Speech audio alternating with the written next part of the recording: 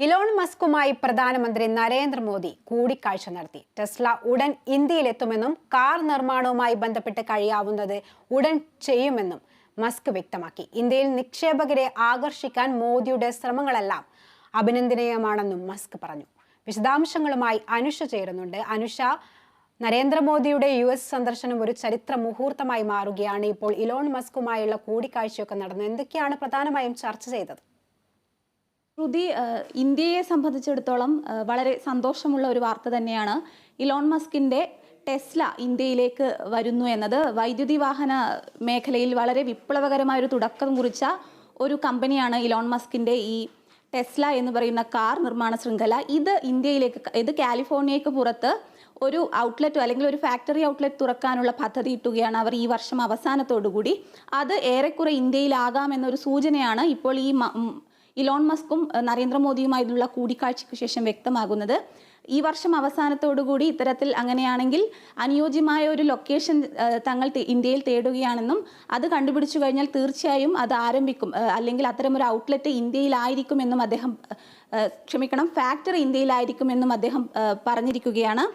താൻ മോദിയുടെ ഒരു വലിയ ഫാനാണ്, ഒരു ആരാധകനാണ് എന്നും ഇന്ത്യക്കായി അദ്ദേഹം ചെയ്യുന്ന ഓരോ കാര്യങ്ങളും അഭിനന്ദനീയമാണ് എന്നും മസ്ക് വ്യക്തമാക്കി. അതോടൊപ്പം തന്നെ മസ്ക് എടുത്തു പറഞ്ഞൊരു കാര്യം, ഇന്ത്യയിൽ ഇത്തരത്തിലുള്ള നിക്ഷേപങ്ങൾ കൊണ്ടുവരാൻ മോദിയുടെ ശ്രമം എടുത്തു പറയേണ്ട ഒന്നാണ് എന്നാണ് അദ്ദേഹം പറഞ്ഞത്. 2015 കാലിഫോർണിയയിലെ ഈ ടെസ്ലയുടെ ഔട്ട്ലെറ്റ് നരേന്ദ്രമോദി സന്ദർശിച്ചിരുന്നു. ആ കാലഘട്ടം മുതൽ താനും നരേന്ദ്രമോദിയുമായി വലിയ രീതിയിലുള്ള ഒരു സൗഹൃദമുണ്ട്.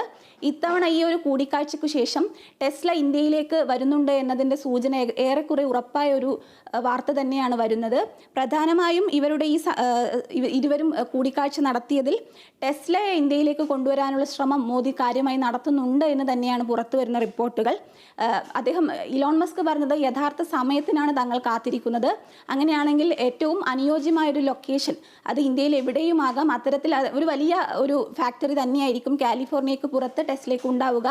അത് ഒരു പക്ഷേ ഇന്ത്യയിലാണെങ്കിൽ ഇന്ത്യയെ സംബന്ധിച്ചിടത്തോളം അതൊരു വലിയ വാർത്ത തന്നെയാണ്.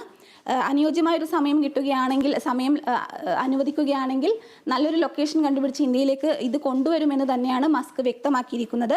അതോടൊപ്പം തന്നെ അടുത്ത വർഷം അവസാനത്തോടുകൂടി, അതായത് ഈ വർഷം അവസാനത്തോടുകൂടി ഇലോൺ മസ്ക് ഇന്ത്യ സന്ദർശിക്കുമെന്നും അറിയിച്ചിട്ടുണ്ട്. അതോടൊപ്പം തന്നെ സ്റ്റാർലിങ്ക്, ഈ ഇലോൺ മസ്കിൻ്റെ മറ്റൊരു സംരംഭമാണ് സ്റ്റാർലിങ്ക്. ബഹിരാകാശത്ത് നിക്ഷേപം നടത്തുന്ന ഒരു സ്ഥാപനമാണ്. ഈ സ്റ്റാർലിങ്കും ഇന്ത്യയിലേക്ക് വരാനുള്ള സാധ്യത കൂടി മുന്നിലുണ്ട്. ഇതിനെക്കുറിച്ചും ചർച്ചയായിട്ടുണ്ട് എന്നാണ് സൂചനകൾ. ശ്രുതി, അനുഷ, അതുപോലെ തന്നെ മോദിയുടെ US സന്ദർശനത്തിന് വൻ വരവേൽപ്പാണ് ലഭിച്ചിരിക്കുന്നത്. അത് വരും ദിവസങ്ങളിൽ എന്തൊക്കെ കൂടിക്കാഴ്ചകൾ അല്ലെങ്കിൽ എന്തൊക്കെ പരിപാടികളാണ് മോദി പ്ലാൻ ചെയ്തിരിക്കുന്നത്?